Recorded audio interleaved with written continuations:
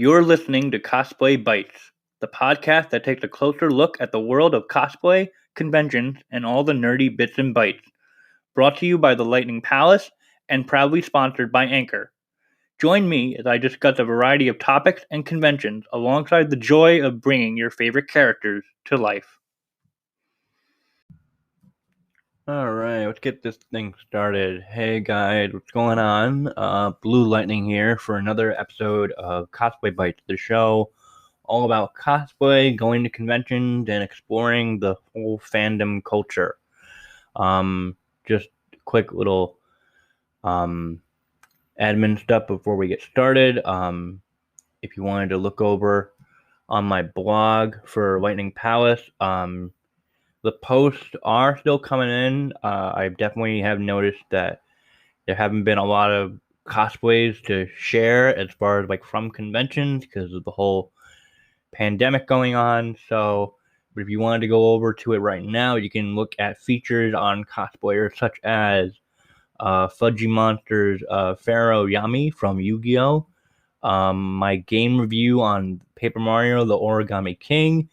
And then we've got people like Azura Cosplay as PS5-chan, Kupo's Nessa from Pokemon Sword and Shield, as well as upcoming features on Intraventus. I'm doing a little special post about her, and Misiaglow's Kingdom Hearts 3 Kyrie. And with that, we're going to hop on over to a little shout out to my patrons over on my Patreon. Thank you as always to Kendall, Nicole Marie Jean, Noah, Mink the Satyr, Katyuska Moonfox, Oh My Sophie, Coralia Jade, and Shaylin. So that's all done, and yeah, I've just been really excited to do this episode because of the recent events that have been going on. So as I mentioned in previous episode, with the current state of the world right now and how conventions have pretty much been canceled throughout the rest of the year, but some have been trying to take the initiative to create this sort of like online convention that people can watch from home. And I know that I've mentioned how companies like Blizzard has already done that before with their BlizzCon virtual ticket, where they would just be able to like log into their computers, and I guess through certain sites, I want to say maybe Twitch was the main one that they use, where they would stream the entire event. Or like E3, perfect example. They would do that too, using Twitch to live stream like various talks with various developers, or showcasing like the major press conference that Sony and Microsoft would have, and like Nintendo would have their direct on their YouTube channel and whatnot. So online conventions, they're not a foreign concept, but they may start becoming a little bit more present due to what's going on. So what happened was, we got the unfortunate news that New York Comic Con did get canceled. I was sort of expecting it. I think everyone was. It was just a matter of time. Like, when are they going to announce it? Like, when is this going to happen? So what they're doing, or what they've already done, is sort of like a test run, is that they've developed something called the ReedPop Metaverse. It is a completely online convention, so to speak, where they were uploading a bunch, and I mean a bunch of panels, ranging from like anime panels to comic panels. There were even cosplay panels with cosplayers such as you had Annie Mia detailing. Let's see what I'm literally on the website right now, like scrolling down their website. Like Annie Mia had a cosplay masterclass. There was a question and answer edition with Ivy Doom Kitty. Yaya Han had a book reading and Q&A on her new book that just came out, The World of Cosplay, which I want to talk about later on because I did get it, and I actually finished reading it yesterday, and it was pretty pretty amazing, like a really fantastic book, and I definitely want to mention that later on in this episode. But yeah, there were like film and TV panels, gaming panels, book panels, and they were just all like back to back, like from this was last weekend from the August 13th to the 16th, and it was just my YouTube subscription feed was just like filled with all of their panels that they were done live, and then they were just like saved as like a VOD to their channel.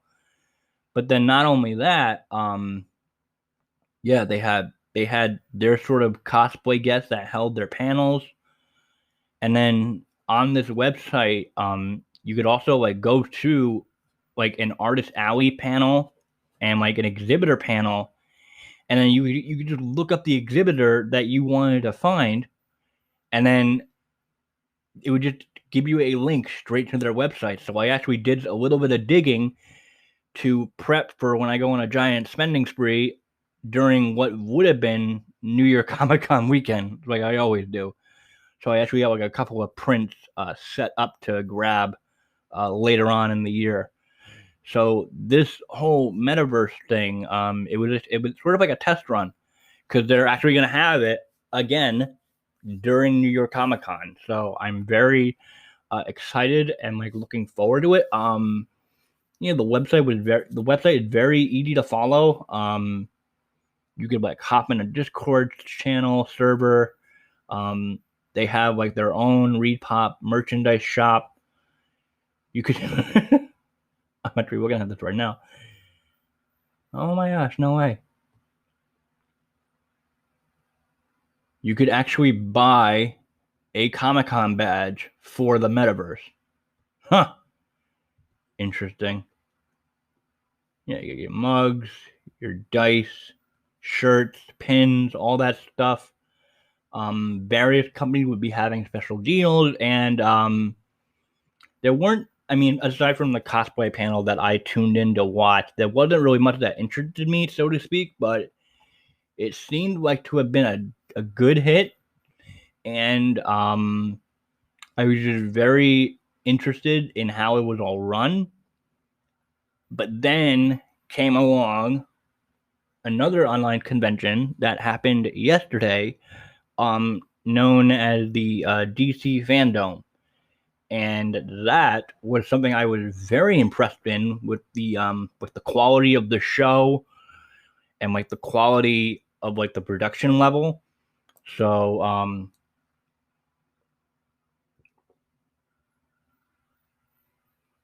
let me get my thoughts here going. So what it was DC FanDome. They had its own special site where it was just a continuous one long live stream of various panels. This was mainly geared towards. So it was later found out that this metaverse, or no, not the metaverse, this FanDome convention, was going to be split into two parts. One part was held yesterday, and the other part was going to be held in September. And it looks like that the one in September is going to be mostly geared on maybe the comic side of DC Comics, because a lot of the stuff that we found in the FanDome yesterday was a lot of movie panels and a lot of gaming panels for upcoming games. So I guess, based on one of the presentations that I was watching, I guess that, they had these various hardcore DC fans from like all over the globe acting as like a presenter for these certain sections. So I'm guessing that they were sent like a giant green screen, and it was all I don't know if it was all live or if it was all pre-recorded, but what you had was I remember it was a Wonder Woman 1984 panel where you had most of the cast, including the director Patty Jenkins. So you have like Gal, you had Chris Pine, you had Pedro Pascal, Kristen Wiig, all of them like discussing the film. You had, I think, when I tuned in at one point, you had the OG Wonder Woman, Linda Carter, pop in to say a few words about the film and just about this iteration of Wonder Woman as well. And it was really cool. They ended it with a brand new trailer. And then you had like other films like I didn't catch it, but I believe there was an Aquaman like behind the scenes look at the film. There was a Shazam panel where the new title for the next Shazam movie got revealed. There was a small little like motion comic thing for the upcoming Black Adam movie with Dwayne The Rock Johnson.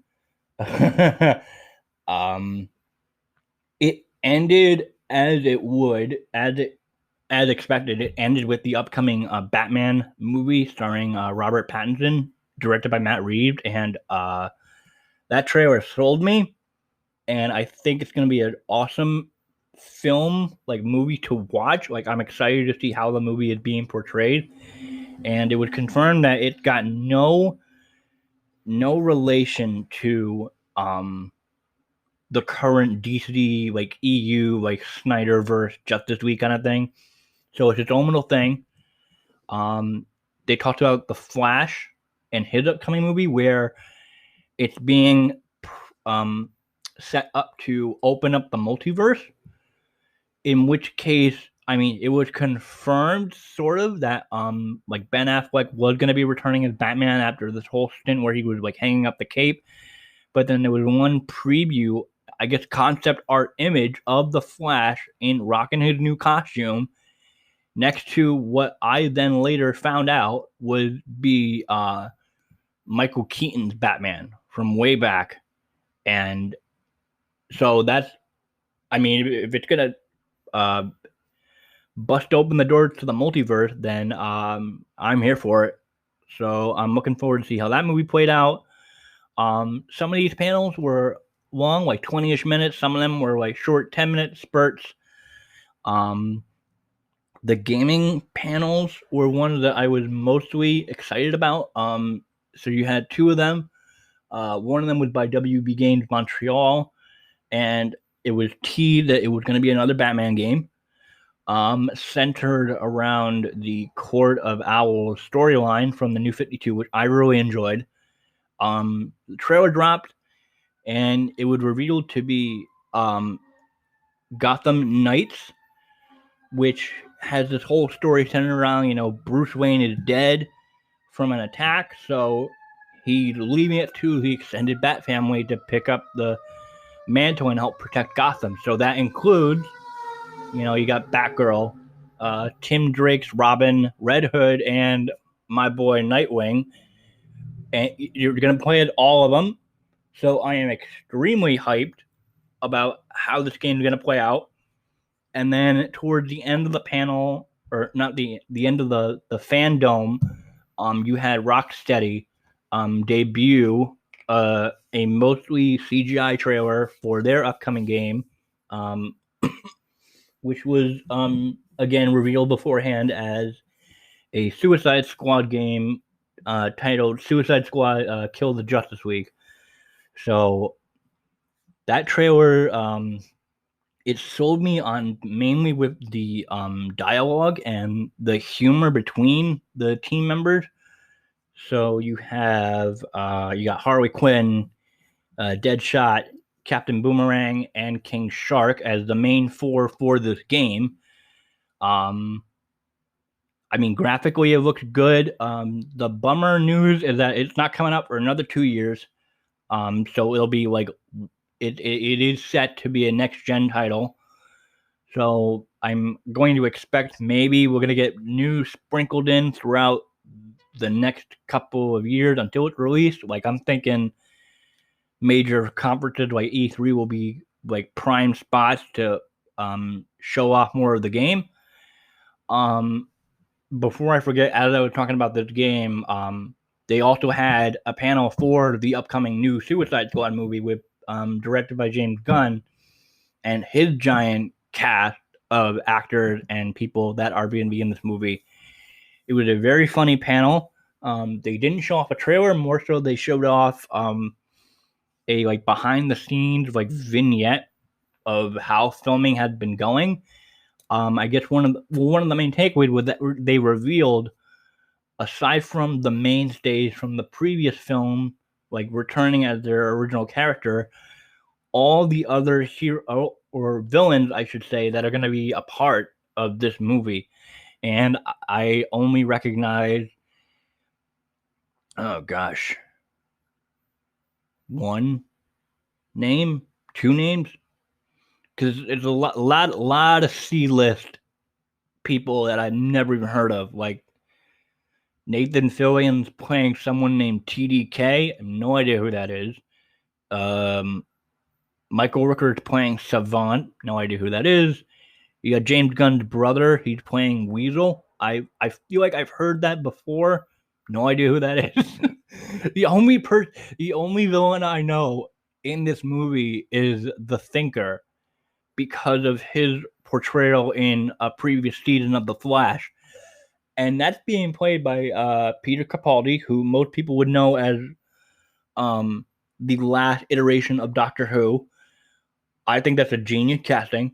Like I'm excited to see how this movie is and how everyone's gonna play off of each other. But yeah, it was just like throughout this whole live stream, you were in like various separate domes, titled with the FanDome. Like makes sense, and like all like very very very colorful, and related to whatever topic they were talking about. Like they had like a legacy of the Bat panel. The movie panels. You had a point where Jim Lee was reviewing like artist portfolios of hopeful like artists that wanted to make it into the comic industry. And this was a 24-hour event, which I guess meant that after it ended, like I want to say it started around like 2-ish in the afternoon yesterday. Once it ended after the Batman panel, then it like recycled over like a greatest hits kind of thing, like encore presentations of each panel for those that lived on the other side of the globe, different time changes and whatnot. So that's going to be repeated sometime in September, and I was just very impressed. Like all the panelists were like speaking from their homes or wherever the hell they were with webcams and whatnot. There wasn't any technical difficulties from what I saw. I'm curious if this is going to be a perfect like between this and the metaverse that ReedPop held. I'm wondering if these are going to be like sort of like templates for how other conventions could do it online. Like, I'm curious if how maybe Marvel has been taking notes while watching this whole DC FanDome presentation. In fact, I'm just gonna like quickly. So like I'm going over to the DC FanDome site, and yep, still going. It's cycling through all the previous panel that happened yesterday to make it fully like 24 hours. Yeah, this was I was very impressed at how both of these conventions were run. Again, they're poised to seem like they were, they're probably going to be repeated by other organizations and companies should this current situation continue to go on past 2020. I hope not, but we're gonna have to just wait and see how it all plays out. So next, what I wanted to talk about briefly, I made the mistake of not having the book with me. I'd have to go grab it quick, but I could do that. Yeah, but all right, I'm going to take a quick break, and I'm actually going to go grab the book, like, real quick. Hang on a second. All right, I'm back. So I got the book. So for those tuning in, like, at this point, I don't know how or why. So I'm mainly talking about, briefly, Yaya Han's new cosplay book that she put out, titled World of Cosplay. And Yeah, I finished reading it yesterday. I would I admittedly like skimmed through part of it. Well, part of it mainly certain sections titled. I'll get into it, but it's basically like an examination of like the fandom culture and how cosplay was cultivated. Um, from the early days of like sci-fi and like steampunk conventions. Um, how Yaya got her start with what started as going to conventions and like selling her art in like Artist Alley and like auctioning it off at certain events. Um, she goes into her love of anime, um, her various cosplays she wore, from building her as she called it like a cosplay empire, from like the Heroes of Cosplay show to her deals with McAllis and Joanne and like getting like her line of fabrics into the stores, plus like her own like approval on like Dremel rotary tools and like HD foam. And then she goes around mentioning other cosplayers that have helped, like in terms of various um, sort of like grouping the types of cosplayers. So you had like she mentioned people like Punished Props and Kamui cosplay as sort of like the educational side of cosplay with all of their their armor making books, their painting books, the Foam Smith trilogy. Let's see, they she goes into like the cosplay entertainers, which I think are the ones that a lot of us are known about with their like the various Patreon, the various OnlyFans, people like Meg Turney, Jessica Negri, those types of cosplayers. Mentioning how cosplayers have done like concept art for their own design and how that's transitioned to real life. So I think the one I'm looking at like right now, I'm looking at Gladzy K's like mythic armor Overwatch redesign and that group that happened at Katsucon. I want to say it was last year. Um, and then like sprinkled in like towards the end of each part. So like the book was divided into 5 parts, and towards the end they would have these little like Yaya's advice sections from building your cosplay to just mainly to get people that aren't familiar or that want to get into cosplay, like this is how you could do it.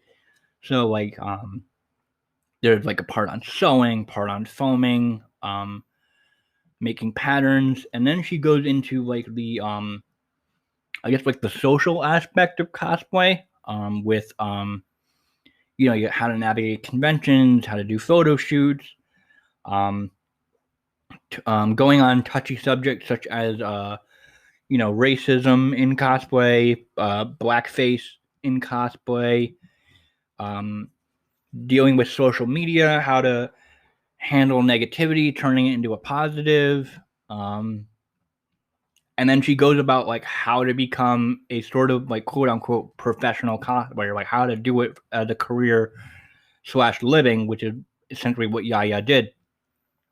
So she mentioned like cosplay doing guest work, cosplay prints, vlogging and streaming, stuff like podcasting, which is what I'm doing, like blogging, writing convention reports. She did mention that. She mentioned like Stella Chews on her Stella Transform show that she does on Caffeine. Becoming ambassadors for companies such as like the Singer sewing company, being like the official like character for a company such as I got here oh boy, early morning guys. um I'm looking at cosplayer Sony Erlin, who was the official Sombra from Overwatch when the character was debuted at a previous BlizzCon. I'm just like rapid firing, like flipping through the book. But yeah, she goes about like trademarking and registering like your logos and your brand. And like towards the back of the book, she gives out like this list of like resources you could use for cosplay, like all these various websites. So really, I enjoyed reading every minute of this book, and I would highly recommend it to any like cosplay enthusiast or anyone that's interested in maybe leveling up their cosplay game or their cosplay skill set, because Yaya did a fantastic job writing this book, and yeah, I just like oh man, I'd love to get her on the show at some point. I think it would be awesome. Of course, it'll probably be difficult because I don't know what the hell I would talk about. Considering if I wanted to do like a long form interview, I mean, I got all the information right here in this book. I guess it would have to be about a con that she went to. But yeah, let's take a look here. Yeah, hopefully I covered everything regarding like the 2 online conventions that happened and how they have proven to potentially be a game changer in how conventions are run amidst this current pandemic. Hopefully that gave you guys some incentive to maybe check out the news as far as like what happened during these cons. Maybe check out their websites. It was just all very, to me, maybe other people have their gripes. To me, it was all very organized, very concise, all kept into their own little spaces, like their websites. And I'm really looking forward to the next Metaverse during NYCC's supposed weekend, and highly recommend Yaya Han's book if you want to go grab it on Amazon or Barnes & Noble or whatever. You could probably find it. You can even grab it on her website and get a free print out of it and have it all autographed and whatnot. Yeah, that's something I got to do. I gotta get the thing autographed next time I'm at a con where she's guesting at. But yeah, I think that's gonna wrap up this episode. Hopefully you guys enjoyed it. Again, like the blog posts are gonna be. I hope there won't be a hiatus with my blog again, but I mean, it's just been very difficult to find new outfits to feature, considering there's no conventions going on. So I'd have to do a little bit more digging as far as previous outfits or like other new cosplayers that I haven't featured yet. And I'm still doing my best in trying to secure guests. I feel like I have 2 set for September based on talking with them and them explaining that, they're kind of busy like right now, but they should be freed up sometime in September. I mean, I'm hoping maybe to get a couple more. Like I'm trying to get in contact with Bloodthirsty Beauty again to get a nice conversation going regarding how creators are dealing with quarantine. I know Vanity Fox said she would be down to do an episode with me when she has her personal issues all currently sorted out. Just other guests, I mean, you got Danielle Ballou. I'm hoping to book, and just a little matter waiting game, and me always being worried that I'm being annoying to them. But yeah, I'm gonna wrap it up here. Thank you guys so much for listening, and I will see you all on the next episode. Take care. Thank you for listening to today's episode. If you enjoyed it, please feel free to leave a review and feedback. You can also support the show through Anchor's listener support or on my Patreon, patreon.com/lightningpalace. For more cosplay news and coverage, visit the Lightning Palace on Blogspot and follow Lightning Palace on Twitter and Instagram. See you all next time.